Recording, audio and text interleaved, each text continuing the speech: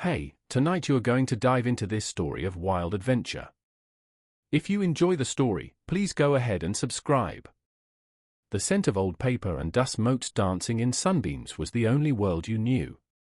Shelves, soaring like petrified trees, clawed at the mountain's carved ceiling. You, Leo, a boy of 17 summers, lived among these silent sentinels, your days marked by the turning of brittle pages, the soft rasp of parchment. The great library, a citadel of forgotten words, cradled you. Its vastness hummed a low, constant thrum you mistook for the mountain's heart. Your fingers, nimble from years of indexing and repair, traced the spines of forgotten histories, lost poems, and arcane treatises. One afternoon, a tremor, more insistent than usual, shivered through the stone floor. A book, dislodged from a high, shadowed alcove, tumbled. It landed with a soft thump at your feet, its leather cover cracked, its pages yellowed and unevenly cut. No title, just an intricate, scaled pattern embossed into the hide. You picked it up. A warmth, faint at first, bloomed in your palm. The book felt alive, a paradox in a place dedicated to the dead. You opened it. No words. Just blank, cream-colored pages. You frowned, tilting it towards the nearest window, hoping for invisible ink to reveal itself. A low growl, deep and resonant, vibrated through the very air around you. It wasn't the mountain. It was from the book. Finally, the growl rumbled, echoing in your skull, not your ears. A hand that feels right. You dropped the book. It lay open on the worn rug, innocuous, silent. Your heart hammered against your ribs. You stared at it, then at the empty aisle. No one. The library was yours, always. You knelt, slowly, cautiously, your gaze fixed on the book. You reached out a trembling finger, nudging its edge. Don't be shy, the voice purred, a sound like distant thunder. I've waited for millennia for a touch like yours. You snatched your hand back. Your breath hitched. A speaking book. This was beyond any legend you'd ever read. What are you? You whispered, your voice a dry rustle in the cavernous space. I am the vessel of memory, the keeper of truth, the book's voice deepened, a rich baritone. I am Ashar's voice, his slumbering spirit given form. Ashar? The name snagged at a half-forgotten lullaby your grandmother used to hum, a tune about a mountain and a dragon. Ashar, the dragon, you breathed, disbelief warring with a strange, undeniable pull. The very same, the book affirmed. And you, child of dust and ink, stand upon his slumbering form. This grand library, this monument to human knowledge, is his tomb. The word struck you like a physical blow. The constant hum, the tremors, the sheer scale of the library, it all clicked into place with horrifying clarity. The mountain wasn't just a mountain. It was a dragon. Ashar. My ancestors, they built this, you asked, a cold dread seeping into your veins. They did, the book confirmed, a note of ancient sorrow in its tone. They promised him the sky, the clouds, the freedom of flight. Instead, they buried him under stone and silence. A broken promise, sealed with a betrayal. You stared at the blank pages. The weight of generations, of a colossal lie, pressed down on you. Why tell me, you asked, your voice barely a thread. Because the time of slumber ends, the book declared, its warmth intensifying. The world forgets magic. It forgets truth. Ashar dreams, but his dreams grow restless. He calls for release. He calls for you. A shimmering light, faint at first, bloomed from the blank pages. It swirled, coalesced, then formed a figure. A girl. Her hair was the color of twilight, her eyes like polished obsidian, flecked with starlight. She wore robes woven from what looked like spun moonlight. She wasn't solid, but a vibrant, ethereal projection, shimmering above the book. Leo, she whispered, her voice a chime of distant bells. You have heard the call. you stumbled back, bumping into a towering shelf. Books rained down around you, scattering like startled birds. This was too much. A speaking book, a buried dragon, and now a ghost girl.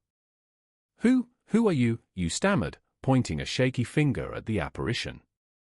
She smiled, a gentle, knowing curve of her lips. I am Myra. I live in Ashar's dreams. And he has shown me you, the one who will make the choice. Choice, you echoed, feeling caught in a current too strong to fight. To keep him sleeping, Myra explained, her gaze unwavering, or to set him free. The library, once a sanctuary, now felt like a cage. The weight of Ashar's slumber pressed down, suffocating. What do I do? You asked, desperation tinging your voice. Myra extended a hand, her translucent fingers beckoning. You come with me. Into the dream.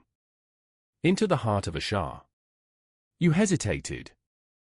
Every fiber of your being screamed danger, impossibility. But the library's dusty silence, the endless rows of forgotten words, suddenly felt hollow, meaningless. A buried dragon, a broken promise, a girl made of starlight. This was a story you had to enter. You reached out, your hand shaking, and touched Myra's shimmering fingers. A jolt, like static electricity, coursed through you. The library dissolved. The world twisted. Colors exploded, then bled into each other. The air tasted of ozone and something sweet, like night-blooming jasmine. You were no longer standing on stone, but on a surface that felt like solidified starlight, yielding slightly beneath your feet. Above, a sky of swirling nebulae pulsed with soft light. Below, an abyss of shifting colors yawned. Welcome, Myra's voice, now solid and clear beside you, flowed like a melody. This is the land of Ashar's dreams. A place of pure magic, born from his slumbering mind. You stared around, mouth agape. Trees made of crystal hummed within a light, their branches laden with glowing fruit. Rivers of liquid silver snaked through meadows of phosphorescent moss.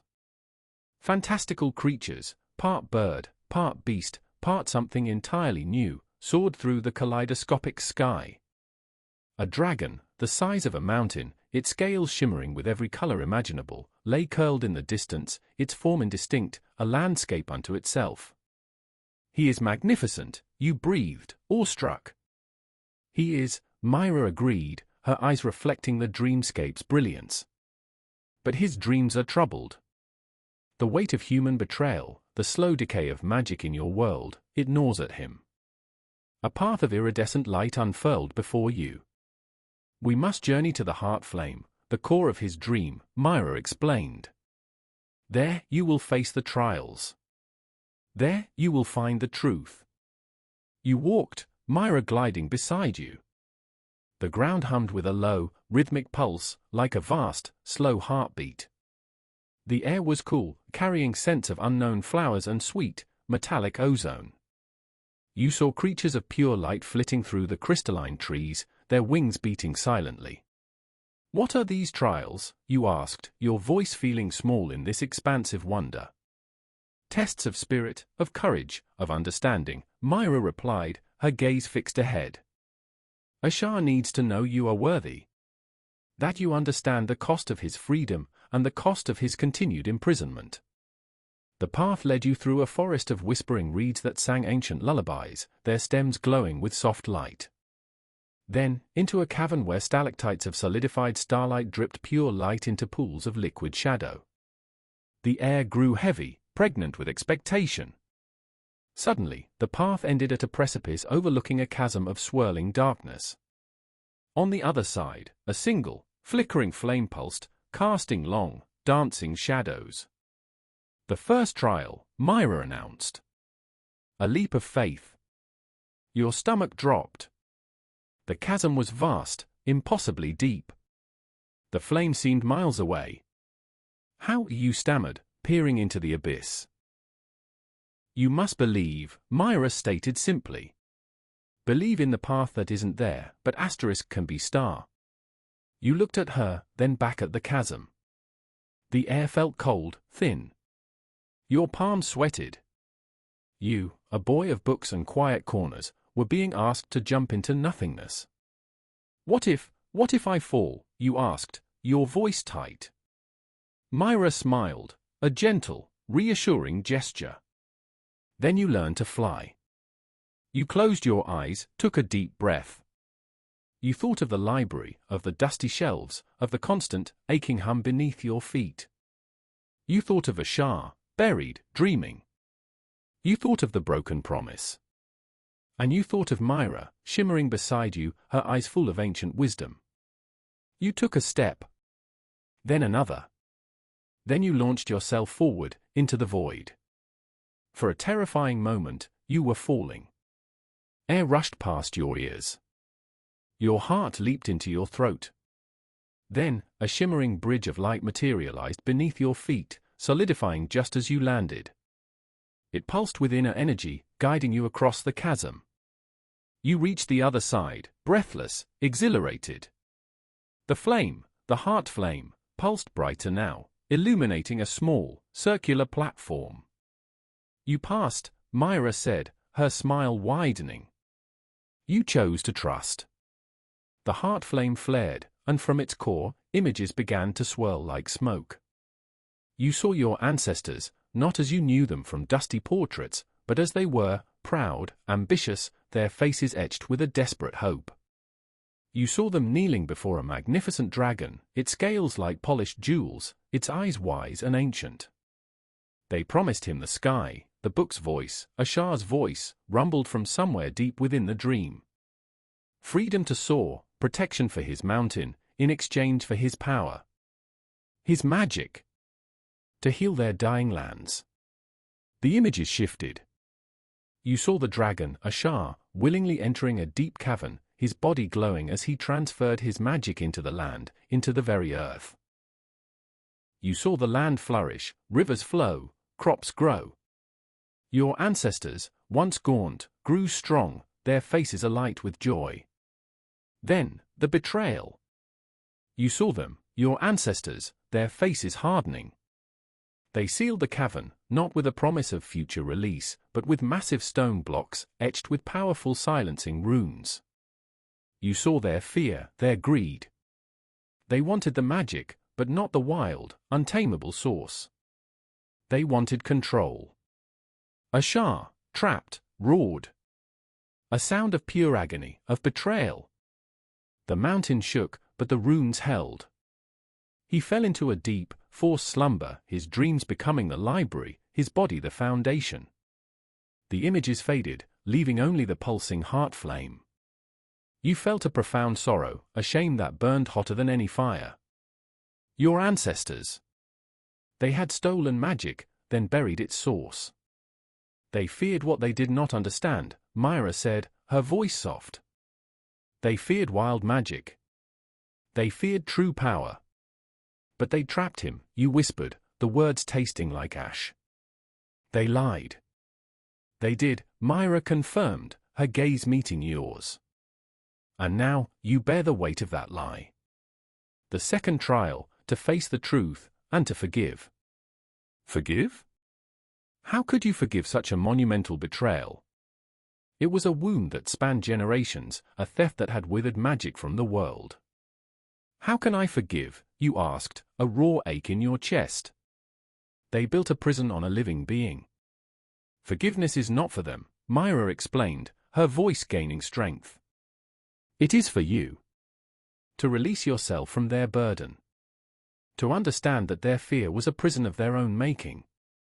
Only then can you truly act, free from the past's chains. You closed your eyes, the images of your ancestors' fear and greed replaying in your mind. You saw their desperation, their smallness against the vastness of Ashar's power.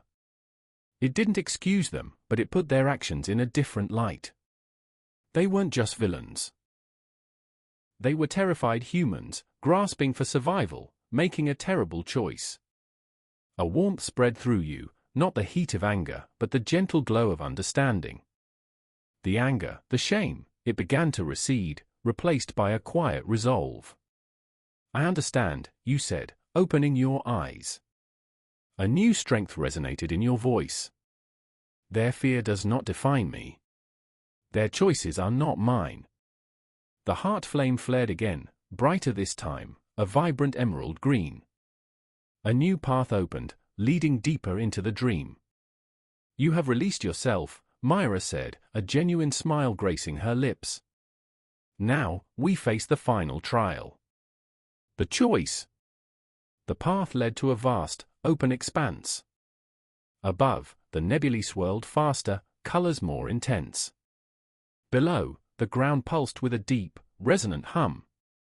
In the center of this expanse, a colossal egg-shaped cocoon of pure light pulsed.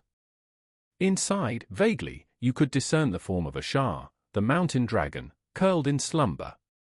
This is his core, Myra explained, gesturing to the cocoon. His heart. His mind. His very essence. To touch it is to make your choice manifest. You approached the cocoon. The air around it crackled with latent energy. You could feel Ashar's dream swirling around you, a symphony of forgotten magic, of ancient skies, of deep earth. You could feel his sadness, his longing for flight. You have seen the truth, Myra stated, her voice solemn. You know the cost of his imprisonment. You know the world has withered without true magic. But you also know the power he wields. To release him is to unleash a force the world has long forgotten. It could bring chaos, or it could bring salvation. You stood before the cocoon, your hand hovering just inches from its surface. The choice. Keep him asleep, keep the world safe in its predictable, magic-less existence, and maintain the library's status as a quiet tomb. Or wake him, unleash ancient power, and shatter the carefully constructed reality of your world. Your mind raced. The library. The endless books. The knowledge locked away. But also, the dusty silence, the sense of something missing. The world outside, a place of dull practicality, devoid of wonder. You remembered the tremor of the book, the voice that called to you, the shimmering girl who led you here. You remembered the feeling of falling, and the sudden, miraculous appearance of the bridge. You remembered the truth of your ancestors' betrayal, and the release of understanding. The world needed magic.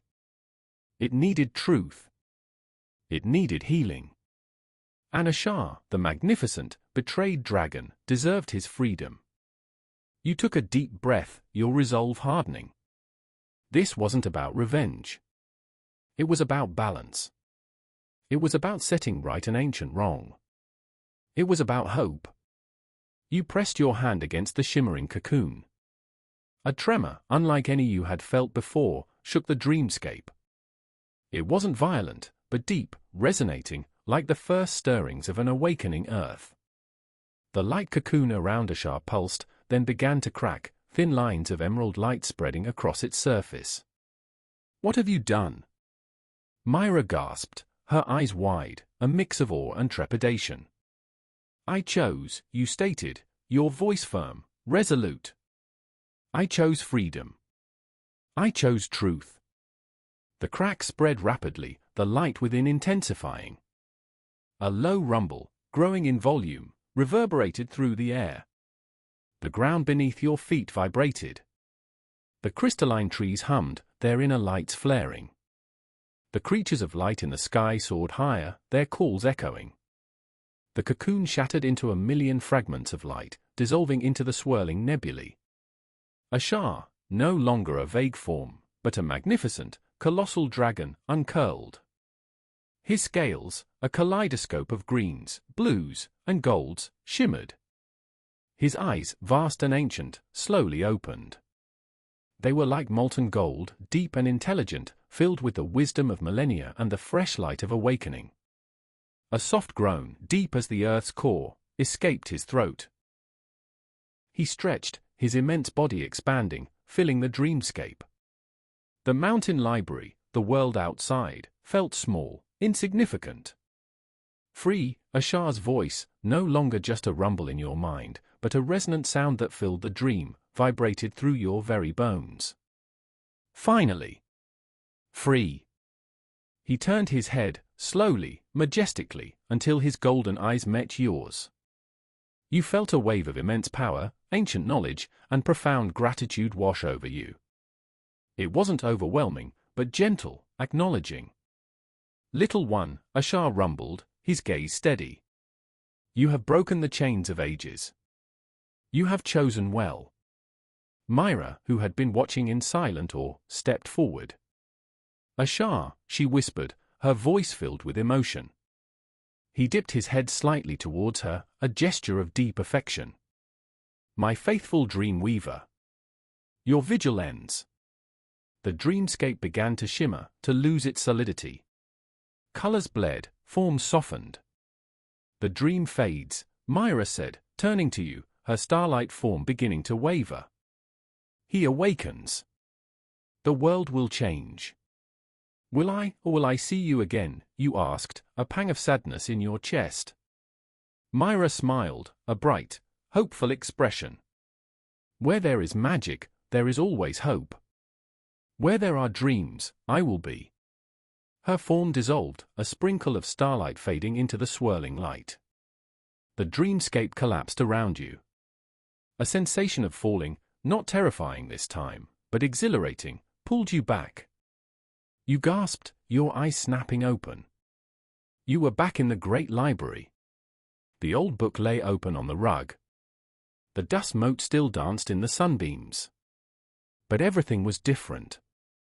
The air hummed, not with the dull thrum of a sleeping mountain, but with a vibrant, living energy. The shelves, once just stone and wood, seemed to pulse with a faint, inner light. The very scent of the library had changed, now carrying hints of ozone and wild, unknown flowers. The book on the floor began to glow, its scaled cover shifting, rippling. It rose into the air, its pages fluttering open. Words, shimmering with light, began to appear, not printed ink, but living script that flowed and changed. It was a history, a prophecy, a song of awakening. A deep rumble, clearer and more powerful than any tremor before, vibrated through the library. Not beneath your feet, but asterisk through asterisk the mountain itself. The walls groaned, but not in protest, in release. A section of the library ceiling, high above, began to crack. Not crumbling, but opening, like a flower unfurling. Sunlight, bright and unfiltered, poured in. And then, a shadow, impossibly vast, fell across the library floor. A magnificent head, its scales glittering, slowly descended into the opening. Ashar. His golden eyes, now fully awake, scanned the library, taking in the generations of books, the monument to his long slumber. He wasn't enraged or vengeful. His gaze was curious, ancient, and deeply, profoundly alive. The library's inhabitants, the few remaining scholars and librarians, emerged from their studies, their faces a mixture of terror and awe. They pointed, they gasped, their voices hushed whispers that quickly turned into shouts of disbelief. "A dragon," someone shrieked. "The mountain! It's alive," another cried. Ashar let out a low, resonant growl, not of menace, but of greeting, of presence. The sound reverberated through every stone, every bone. It was a sound of ancient power, reawakened. You stepped forward, the glowing book still hovering beside you, its pages now filled with a vibrant, flowing script. You looked up at Ashar, then back at the terrified faces of the librarians. "He is Ashar," you announced, your voice clear and strong, cutting through the chaos. "The mountain. The magic. He has awoken." Ashar dipped his head, a gesture of profound acknowledgement towards you. The light from his scales filled the library, chasing away the shadows, illuminating every dusty corner, every forgotten word. The world outside, beyond the mountain, would never be the same. Magic had returned. Truth had been spoken. And you, Leo, the quiet boy from the library, stood at the precipice of a new age, the keeper of an ancient promise, the bridge between two worlds, ready to face whatever came next. The adventure had only just begun.